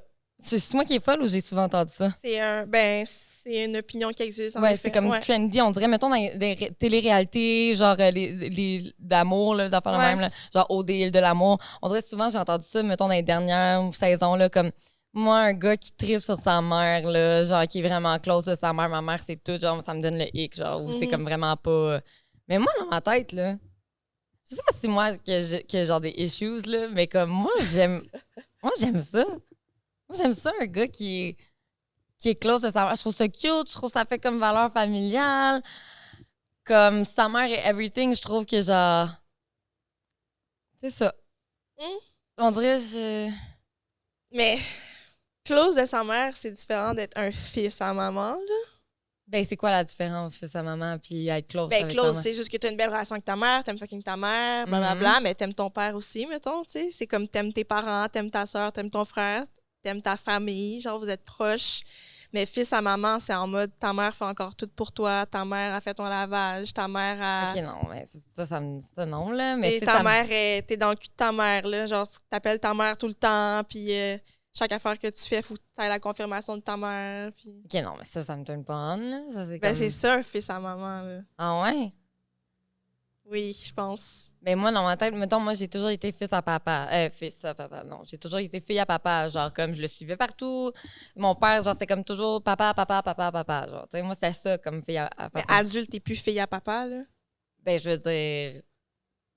Tu fais ta life sans. Non, mais je sais, mais mettons, je vais aller vers mon père pour plein d'affaires, là. Comme je veux passer du temps avec, je veux qu'on aille, tu sais, je veux qu'on aille là, je veux l'amener ici, à telle place. Je suis quand même fille à papa, là. Mais comme peut-être les rôles un peu plus inversés, là. Dans le sens que c'est moi qui veux. Mais c'est comme... ça. Ouais. Mais... genre, c'est ton père te carry pas, là. Non. Mais mettons, un gars qui se fait carry par sa mère, là, un homme adulte qui se fait carry par sa mère, ça donne le hic. Oui, là, c'est turn off. Mais mettons, un gars qui veut tout faire pour sa mère, qui est comme... Mais en même temps, jusqu'à quel point aussi? Dans le sens, par exemple, t'es en couple, toi, avec un gars. Puis vous faites une life et tout. Mais c'est ça, parce que c'est difficile à dire quand c'est des rôles masculins, là, mais dans le sens où... Parce que souvent, ça va être comme... T'as tes enfants avec ton chum, puis là, la mère est tout le temps là. Puis là, elle essaie d'élever tes enfants. Puis là, elle a un truc à dire sur comment tu gères ta maison. Puis nanana. OK, ouais, c'est pour ça. Puis c'est que le monde, on le hic parce qu'il pense que ça va mener à ça, genre. Ben, je pense que c'est souvent ça, genre dans le sens où la mère est tellement présente dans la vie de son fils que comme elle a de la misère à se détacher puis à dire qu'il fait sa vie avec une autre femme qu'elle, tu sais. Ouais, ça fait que là, elle est tout le temps là. Puis là, ça peut gosser. Puis là, le chum, il sait plus où se mettre. Puis là, il commande sa mère, puis la femme, puis comme il est comme « Ah! » Ouais, j'avoue que ça peut gosser. Tu comprends? Ouais. Faut pas que tu sois trop... Ben ouais, c'est ça. Tu peux pas être trop... La mère peut pas... La mère doit prendre une distance. C'est comme tu peux être fils à maman dans le sens que comme être vraiment proche de ta mère, mais comme être capable aussi de dire, ben là, maman... Ou mettons que la mère est pas trop imposante, là, tu sais. Parce que... À moins que je l'aime vraiment beaucoup, là. Mais en même temps, dans le fond, je sais pas. J'ai jamais été en relation vraiment sérieuse. Comme, qu'il y avait des mères et ouais, exactement. Tu sais, mettons, je me réveille un samedi matin, ça se peut peut-être que j'ai pas envie de voir ta mère dans ma cuisine, genre. Ou t'as un enfant, puis comme toi, tu fais ça avec tes enfants, puis elle est comme, moi, je fais ça de même. C'est comme, ouais. Ben, moi, j'ai envie de faire ça de même dans ma maison que je paye, tu sais. J'ai réalisé que mes segments controversés, mes sujets controversés, souvent, genre, je change d'opinion en cours de route. Dans le fond, je suis comme... Elle vient d'y repasser. Ouais. Mais, en tout cas, un gars qui est proche de sa mère, pour moi... Ouais, ça, je pense que tout le monde est d'accord sur ça. Non, pas tout le monde. Il y a un gars qui est proche de sa mère, qui aime sa famille. Non. Moi, ça me turn up, là, les gens qui ont une famille. Non, mais il y a des filles, là, vraiment, là, qui disent, là, comme moi, là, si ta mère, c'est ton centre de vie, là, comme... Mais c'est lourd, je pense. OK. Ouais, j'avoue. Centre de vie. Non, mais genre, tu sais, mettons... Ah, mais il y a aussi quelque chose, là, mettons, les gars, là. Cette phrase-là, je pense qu'il faudrait faire une compilation de toutes les fois où on dit les gars, là. Non, mais tu sais, les gars, là, mettons... OK, c'est un gros crise de stéréotype, là, ce que je veux dire. Mais tu sais, exemple, les rappeurs qui commencent, OK? OK, je sais déjà qu'est-ce que tu vas dire. Qui sont genre... Ou mettons les gars qui sont dans, mettons, l'illégal. Et c'est comme, tu vois, les rappeurs, les gars qui sont dans l'illégal. Tout ça, là. Ils sont genre, ouais, mais moi, je fais ça. Pour sortir ma mère du hood. Exactement. Ça, cette phrase-là me donne un peu le hic. Oui. Ça, cette phrase-là de « je veux sortir ma mère du hood », là, comme je fais ça pour pouvoir payer à ma mère son caille, payer une whip à ma mère. Mais comme quand la whip est payée, là, tu vas pas sortir de ça. Et on le sait très bien. C'est là, ça. Tu fais pas ça pour ta ça, mère. t'sais. Non, parce que tu peux faire plein d'affaires là, pour ta mère. Oui, exactement. Non, ça c'est une phrase que je suis genre, OK. Mais surtout là. que comme avant d'avoir acheté le caille à ta mère, là, t'as eu quelques designers aussi. Ben, puis, tu sais... Oui, exactement. Tous tes designers auraient pu être le cash down déjà pour la maison de ta mère. Voilà. Fait que, tu sais, ça les gens qui disent ça, les gars qui disent ça, là, j'ai un peu de la misère avec ça. Parce que c'est comme une façon un peu politically correct, genre socialement acceptable de justifier pourquoi t'es dans l'illégal, tu sais. Tandis que entre toi et moi, là, t'es pas en train de frauder du monde à cause que tu veux sortir ta mère du hood, là. Je pense pas que ta mère, si elle avait le choix entre que tu la sortes du hood en volant le monde ou en allant faire je sais pas trop quel job, là, on va dire. Je pense que ta mère, elle va choisir d'être vraiment confortable dans le hood au lieu de genre, tu sais. Non, mais c'est vraiment ça, là. Genre, c'est une excuse, c'est une justification qui est... Mais je pense même pas que les gars le pensent vraiment. Genre, je pense que c'est juste ça, la phrase. Sortir leur mère du hood? Ouais. Je vais faire ça pour ma mère. Comme il y a tellement de rap, genre, il y a tellement de verses. Je veux sortir ma mère du hood, genre, comme, je fais ça until la mère soit bien, genre. Après, je lui donne. Mais je pense, c'est ça, je pense même pas que deep down, quand ils font, qu'est-ce qu'ils font, ils pensent à la mère. Ben non! Ça, tu comprends? Ben non. Quand ils sont dans l'acte, ben non. C'est comme l'acte? Dans l'acte. Ah, dans l'acte. Quand ils sont dans l'acte, là, de commettre quelque chose d'illégal, là, ils ne pensent pas à leur daronne. Mais non. Vraiment pas, même, là. Pas une crise de seconde, là. Ils font juste... Mais tu sais, je dis pas que la mère mange pas là-dedans, là. Probablement que ça l'aide aussi, for real. Mais en mode... Je pense que la phrase elle est devenue plus trendy que vraiment pensée, tu sais. Ouais, puis c'est comme... Au début, c'est pour bien justifier pourquoi tu choisis ça. Tu sais, comme dans le fond, non. Tu voulais juste faire beaucoup d'argent rapidement. Tu sais, c'est ça, point. Puis comme... Est-ce que c'est mieux socialement acceptable de dire, genre, c'est pour ma famille que c'est pour mes propres besoins puis je veux m'acheter du designer? Oui. C'est pas mal ça. C'est ça le segment controverse.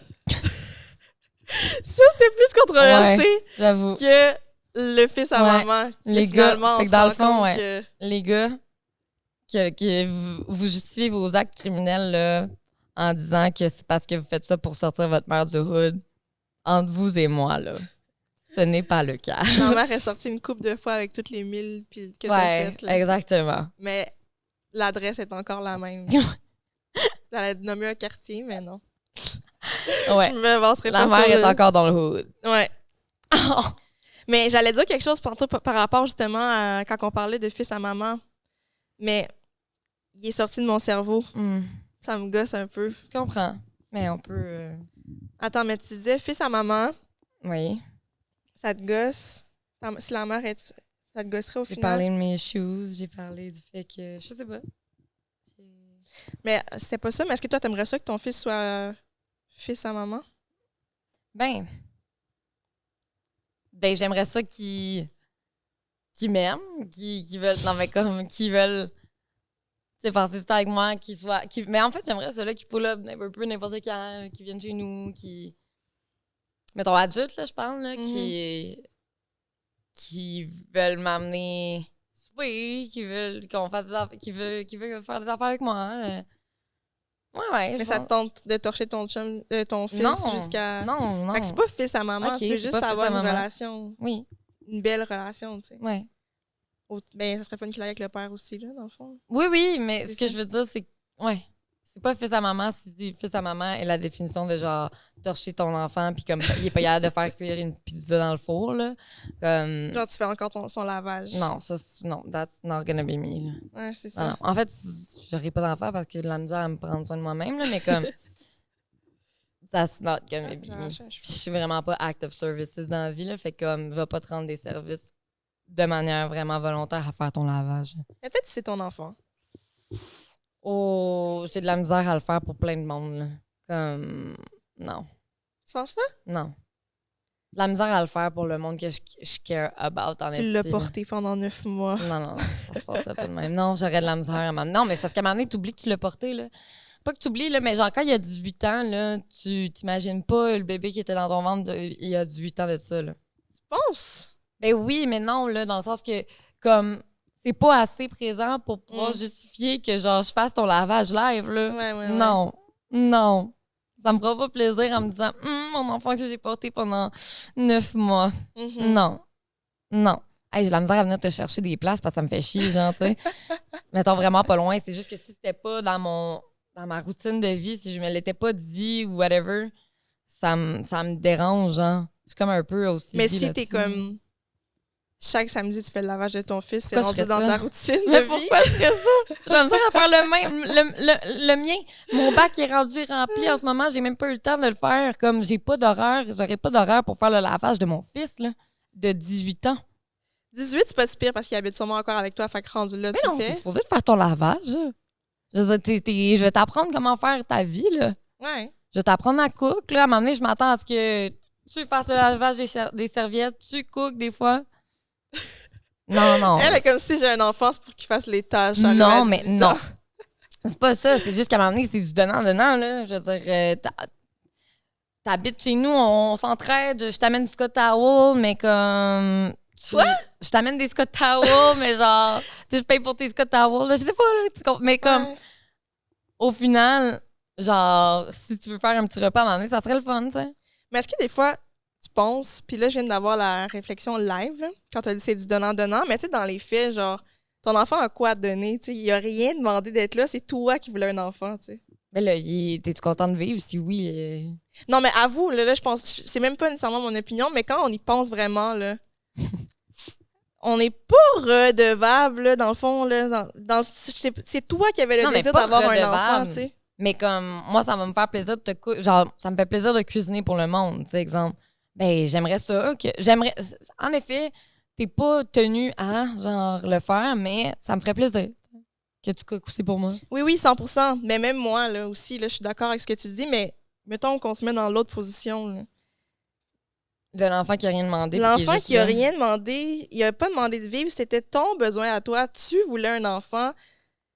J'ai pas demandé tout ça. Ça s'en va loin dans ma tête parce que je suis comme, en effet, il demande rien, mais il est là, il est-tu reconnaissant de sa vie? Si oui. Mais en même temps, tu sais, je veux dire, l'enfant qui décide qu'il reste chez ses parents jusqu'à toute sa vie, là, dans les faits, il a le droit, là. Non. Je sais pas si tu comprends.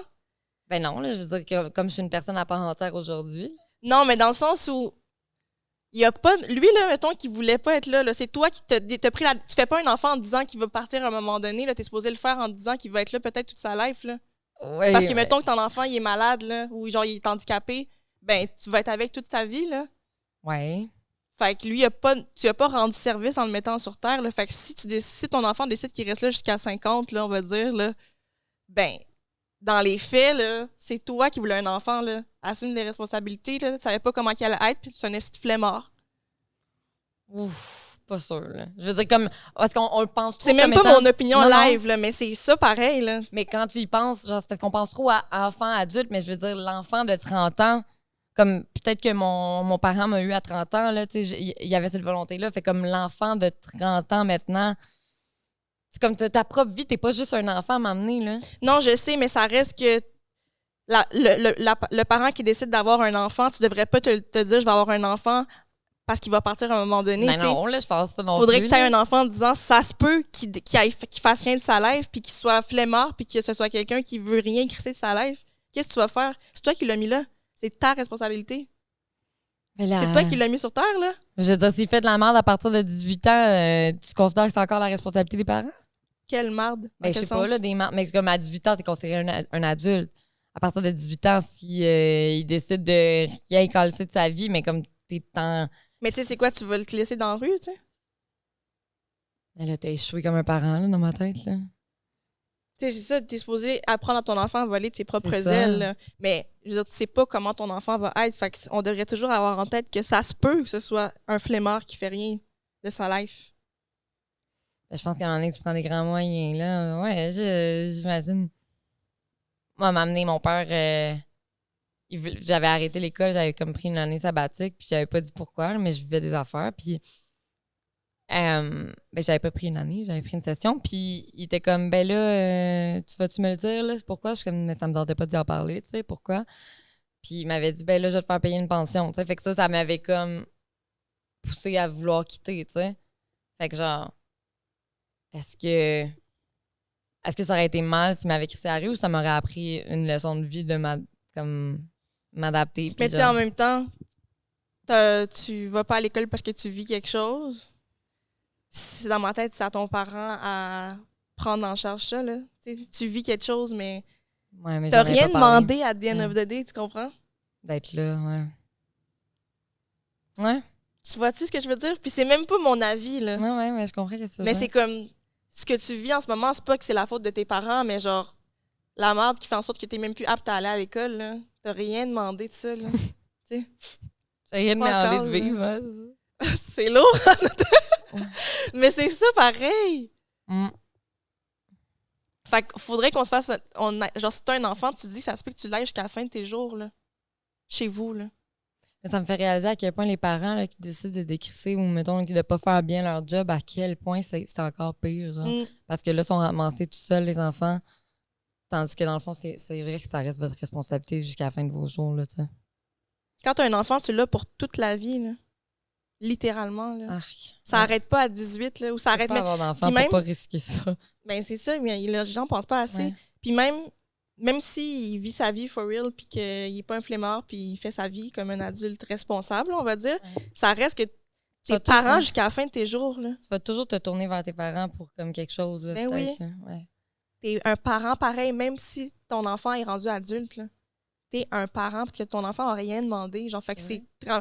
Genre, mettons qu'elle passe toutes les...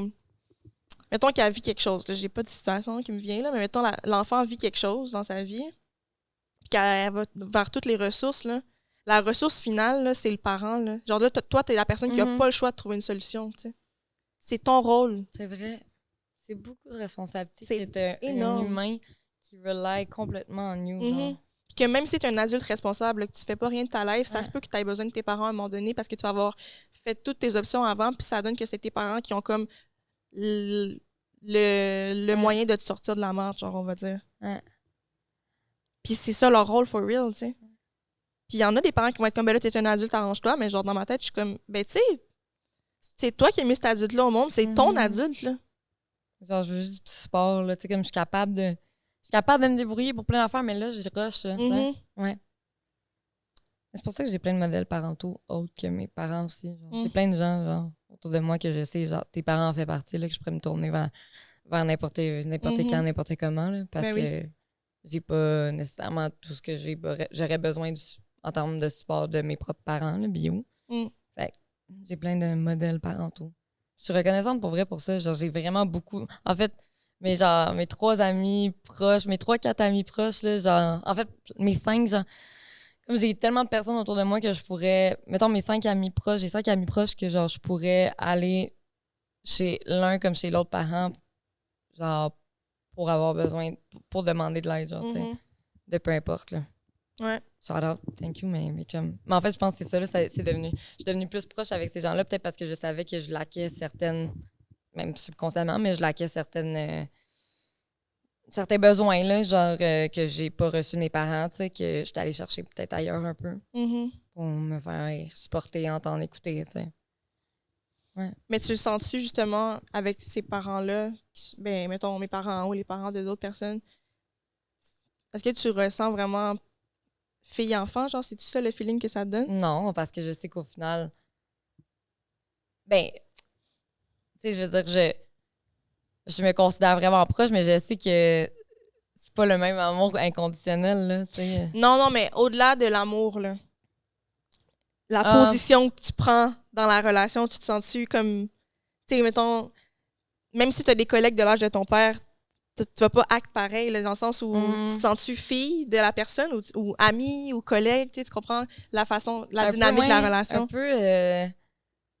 Un peu des deux. Tu sais, mettons, exemple, hier, j'étais allée chez une amie que j'ai depuis le primaire, genre, puis j'étais arrivée, puis son père m'a proposé une bière. Je me sens pas fille à ce moment-là, mais après, je rentre à l'intérieur, puis sa mère, je suis comme, j'ai tellement faim, genre, puis sa mère est comme, mais veux-tu que je te fasse un bol de soupe? Comme, là, je me sentais comme une fille. Veux-tu du parmesan? Veux-tu des croûtons?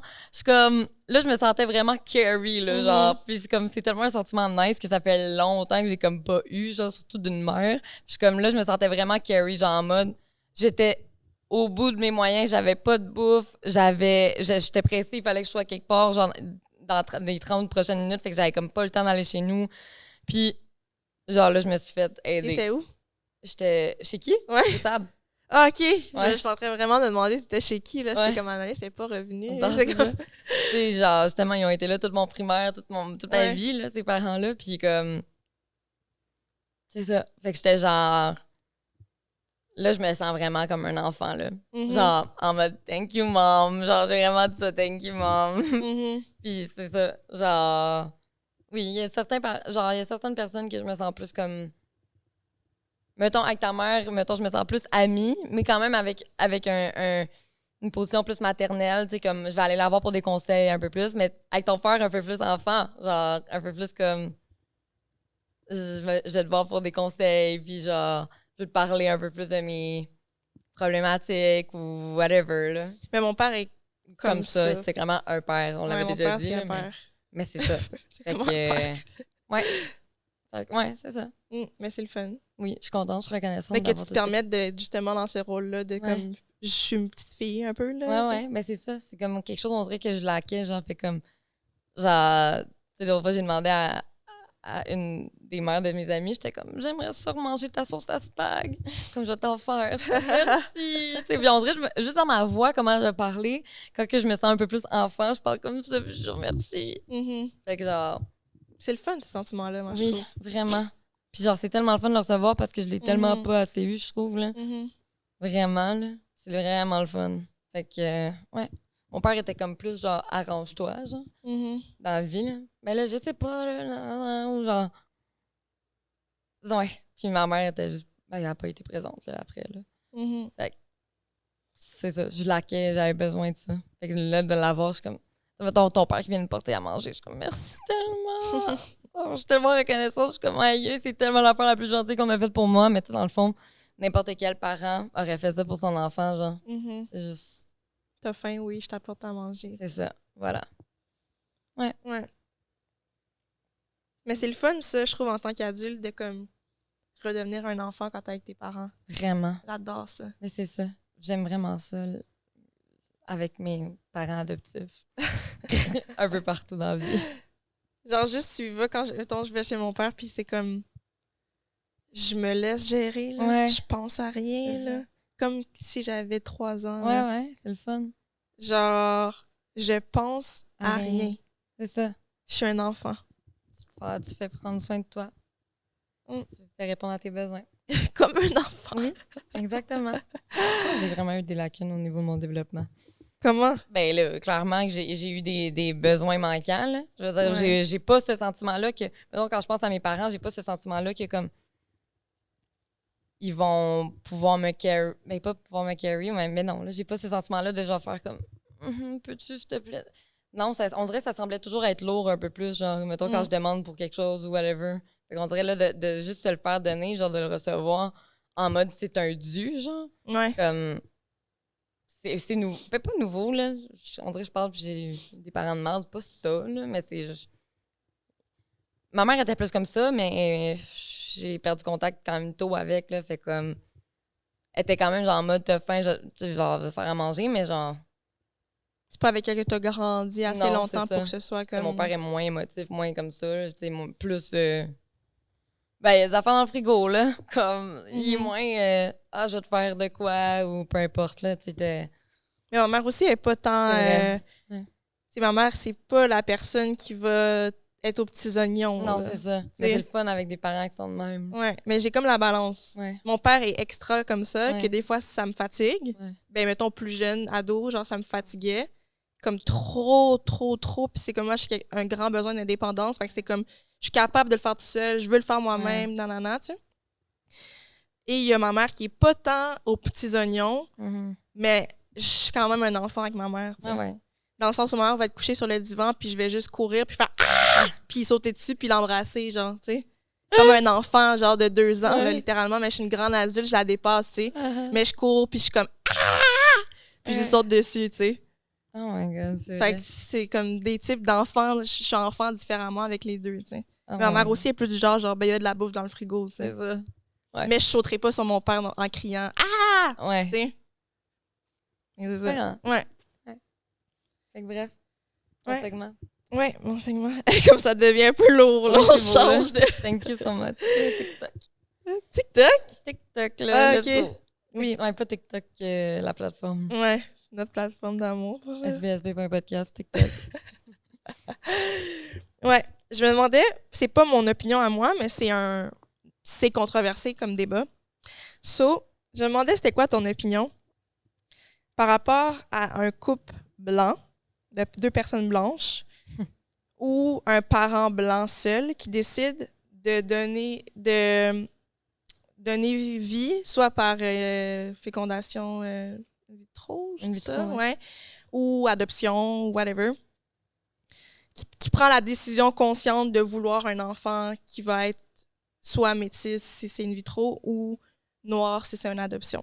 Il y a aussi la fécondation hors utérus qui vient implanter, fait que ça peut être aussi 2 parents noirs, c'est pas nécessairement métis. OK.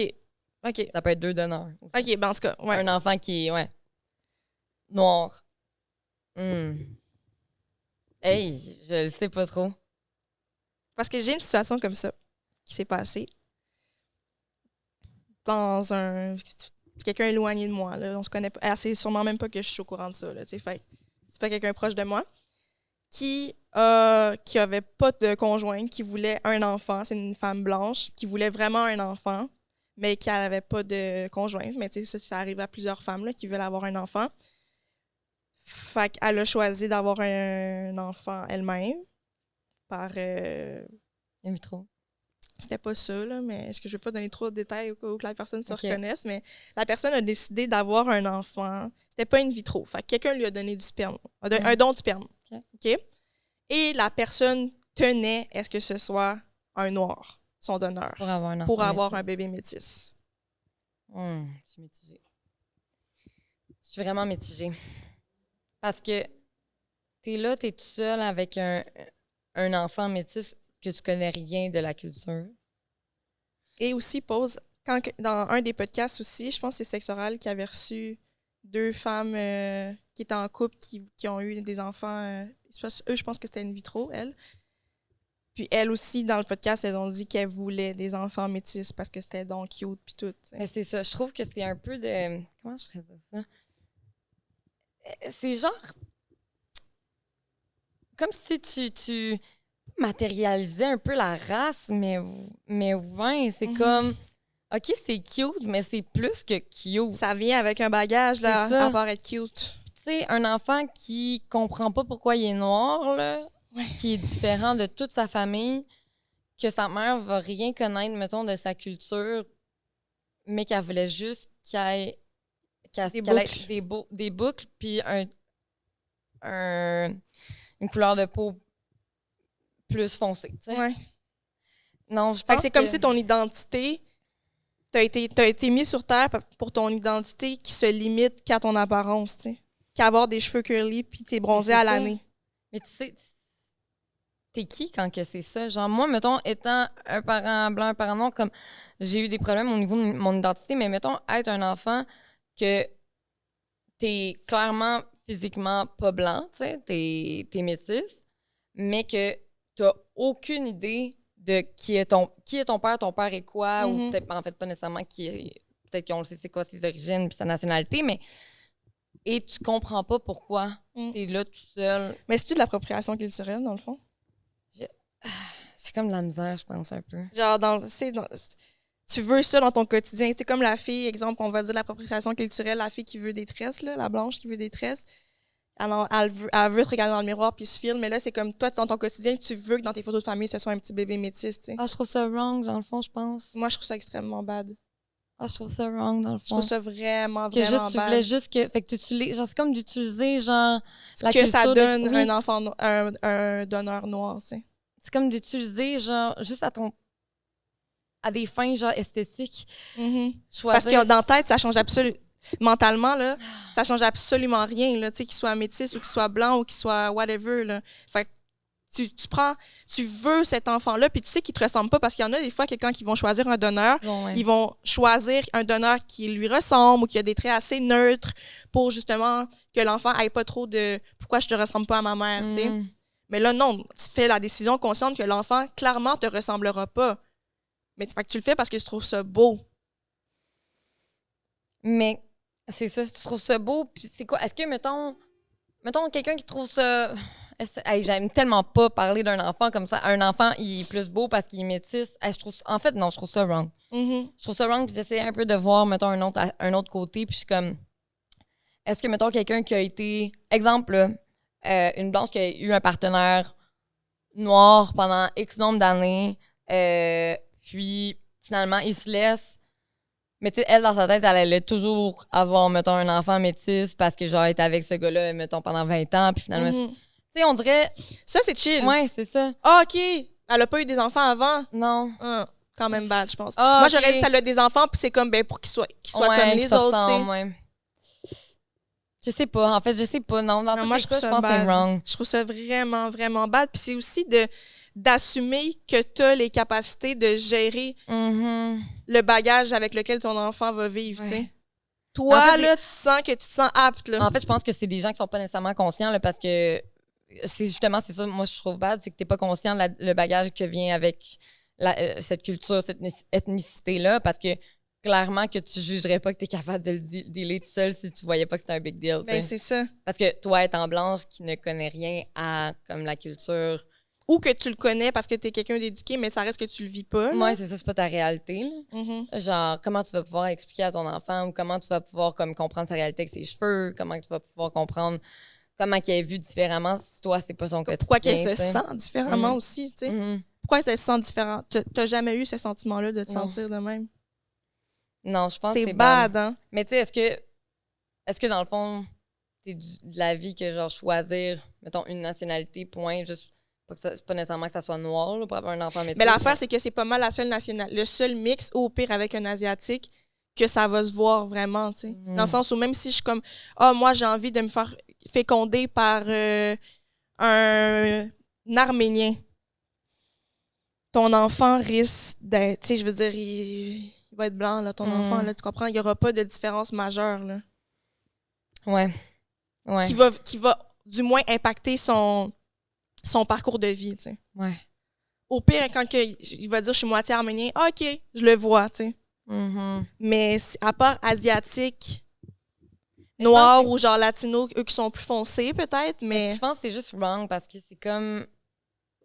Aussi que c'est un trend. Genre, c'est ça qui me gosse. Genre, c'est un trend d'avoir un bébé. Mais on dirait genre, mais peut-être plus live autant, mais comme là, une couple d'années. Là, je pense que ça l'est encore, for real. Mais genre, on dirait que c'est un trend d'avoir un enfant métis, puis genre... Exotique. Ouais, exotique. Fait que c'est ça, je pense, que je trouve wrong dans tout ça. 100%. Fait que... Ouais, non, je pense que non. Mais je vais te lire un commentaire qu'on a reçu, justement, qui est thématique. Tu l'avais-tu lu? Non. Le gros commentaire. Quelqu'un a dit... Oui, comprendre l'international. Jusqu'à présent, je vous ai beaucoup entendu parler des difficultés d'être métis. Je serais curieuse de connaître si vous trouvez également des côtés positifs de mon positionnement. Puis regarde ce que la personne dit. Avant d'entendre vos discussions, je voyais tellement de côtés positifs à ça. Déjà, peut-être d'apprendre différentes langues si les parents ont des langues d'origine différentes, c'est vrai. Aussi, c'est peut-être une impression, mais de baigner dans différentes cultures, je ne peux pas imaginer que ça ne doit pas créer des personnes tellement plus ouvertes d'esprit. Bref, je serais ravie d'avoir votre opinion. Ça, c'est super bon. Puis là, où ça a rapport avec ce qu'on parlait, aussi, et là, c'est peut-être chaud comme discussion. Peut-être que ça pourrait entrer dans un segment controverse. Vous êtes de très belles femmes métisses. Croyez-vous que c'est un avantage pour vous? Dans le sens que j'ai l'impression, et peut-être que je me trompe, mais j'ai l'impression que autant chez les personnes blanches que chez les personnes noires, c'est valoriser l'apparence métisse. J'ai toujours entendu les gens dire « Ah, c'est beau des personnes métissées », que parfois ça crée des beaux mélanges d'apparence. Bref, comment vous le voyez-vous? Étant métissée, avez-vous déjà reçu ce genre de remarques? Avez-vous déjà ressenti une sorte de beauté privilégiée due à vos origines? J'espère que ma question n'est pas trop gênante. Ah ben tellement, là. Ah ben oui, t'es bien exotique. Moi, là, c'est la phrase que j'ai reçue le plus. On allait souvent voir, mettons, des amis de la famille dans un petit village, genre dans la Naudière, là. Un petit village, genre vraiment un petit village. Genre une rue principale, l'église, puis c'est ça. Puis j'allais ou que l'église, ça s'appelle rue de l'église. Genre, exactement. Puis la rue principale s'appelle la rue principale.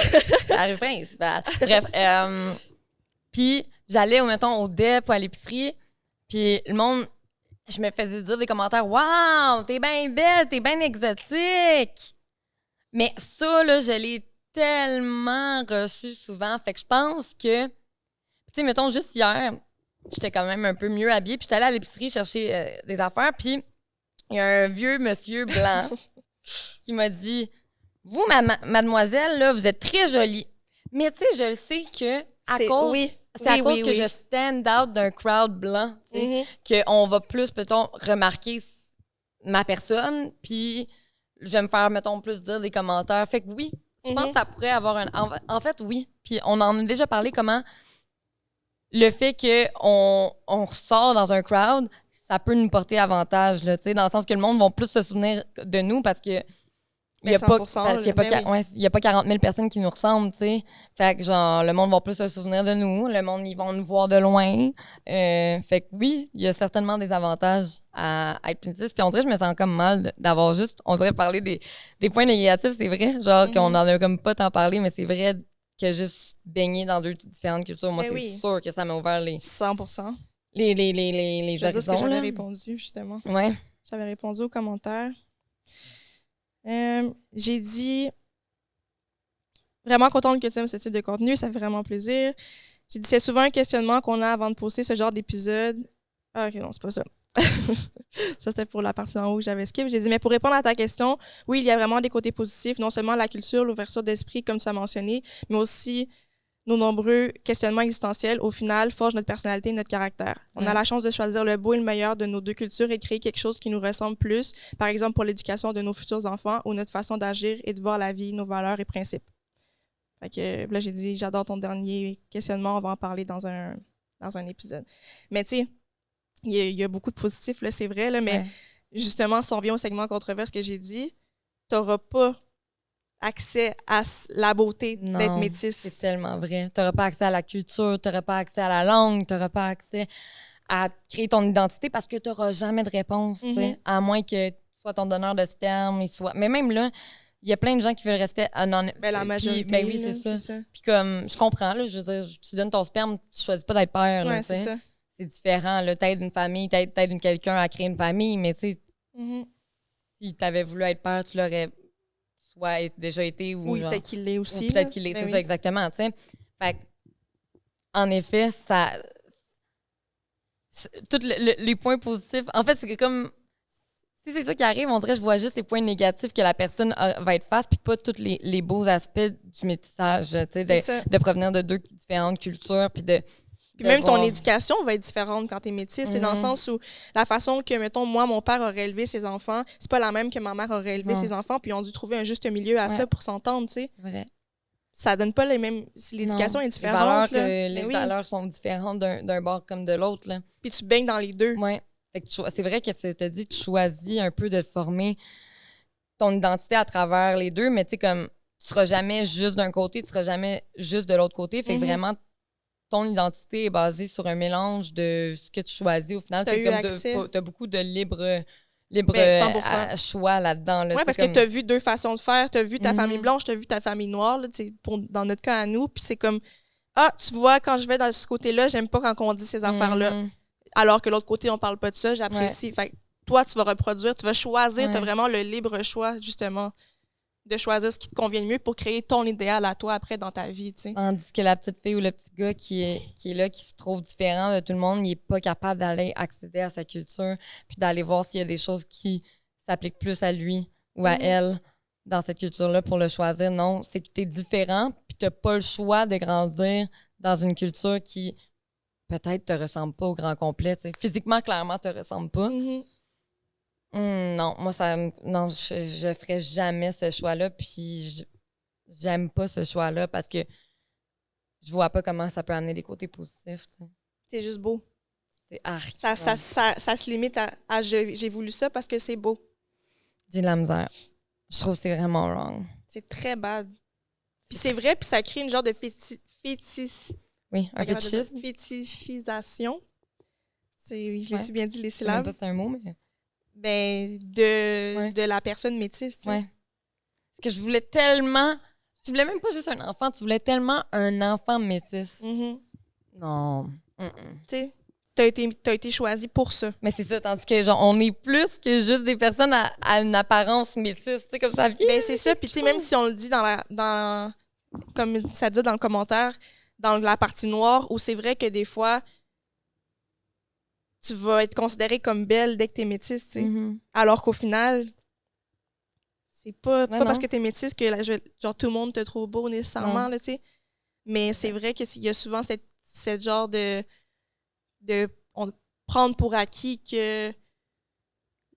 Attends, je vais bien m'exprimer, là, dans la communauté noire, que t'es métisse, t'es belle, tu sais. Mais au final, c'est pas vrai, là. Non. Puis je veux dire, pour l'avoir vécu quand je suis allée au Cameroun, que tous les gars sont après moi dans le pays, tu sais. Mais comme, why? Ouais, c'est lourd. Ça veut même pas... Regarde-moi bien, là. Ça se peut que tu me trouves même pas belle, là. C'est pas parce que j'ai la peau claire que je suis belle, tu sais. Ouais. C'est pas à cause que j'ai la peau un peu plus bronzée, basanée que d'autres personnes que ça fait en sorte que je suis belle. Comme pour les Blancs, on est exotique. Puis pour les Blacks, mettons, pas nécessairement ici, là, pour de vrai, parce que je veux dire, je pense que les gens sont plus habitués. Mais en même temps, il y a eu un petit fétichisme des light-skin girls, curly hair. C'est vrai. Il y a eu, mettons, 2007. Même dans les chansons aussi, t'entends souvent ça. Oui, c'est vrai. Light-skin. C'est vrai. C'est comme, ça, c'était plus, mettons, quand on était plus ados, là, genre, j'ai l'impression. Mais tu sais, c'est bad, là. Ouais. C'est du colorisme. C'est pas... Ben oui, oui, au final. Ouais. Parce que t'es fétichissé. Comment on met ça au participe passé? Je sais-tu, hein? T'es fétichisé. T'es fétichissé? Pour ton apparence. Ouais. Mais at the end of the day, là, regarde ma face, là. Ouais. Ça se peut que tu me trouves même pas belle, là. Maybe. Tu sais, ça se peut, là. Non. C'est bad. Tout ça est bad. Repensez vos choix. Non, mais pour vrai, si, mettons, genre, si vous voulez avoir un enfant noir, juste pour avoir un enfant noir, comme il faut penser plus loin. Là. Mais oui. Vraiment. Que ça va être cute. Ouais. C'est bad, là. Ouais. C'est très bad. Bref. On a fait un segment controversé. Qui a été long, en espérant que vous appréciez l'épisode, que vous appréciez le court moment qu'on a eu avec l'incroyable Jennifer Abel. J'aime tellement ça. Je l'ai dit dans l'épisode, là, mais je suis quand même vraiment contente de l'avoir rencontrée, genre. Comme little fangirl ici, là. Fait que c'est ça. C'est vraiment cool. Ouais, j'ai vraiment aimé ça. Ouais. On se retrouve où, Mathieu? On se retrouve sur tous les réseaux sociaux. Je vais pas tous les nommer, là. Celui que t'as, on est là. Ouais, sbsb.podcast. sbsb.podcast sur toutes les plateformes. Sinon, nos épisodes sortent tous les mardis à 6h. Puis, ben c'est ça. Continuez de like, commenter. Puis, il y a de plus en plus de gens qui commentent, qui partagent qu'est-ce qu'on fait. Et vous voyez, en plus, quand vous commentez, on y répond dans le podcast. Si vous voulez qu'on y réponde, on aime ça, là, échanger avec vous. Fait que c'est ça. Puis, n'oubliez pas de vous rendre sur le site d'erosetcompagnie.com, utiliser le code promo SBSB15 pour vous procurer tout sur le site web à 15% de rabais. Si vous voulez vous procurer le bijou et le porter fièrement, là, dans le vrai sens du terme. Le porter fièrement à votre cou et vous sentir vous aussi comme une médaille olympique. Vous pouvez vous rendre sur le site web d'Eros et compagnie puis utiliser le code promo SBSB15 pour avoir un beau 15% de rabais sur le bijou. Merci, guys. Yes, thank you. Puis on vous dit à la prochaine. Thank you. Bye.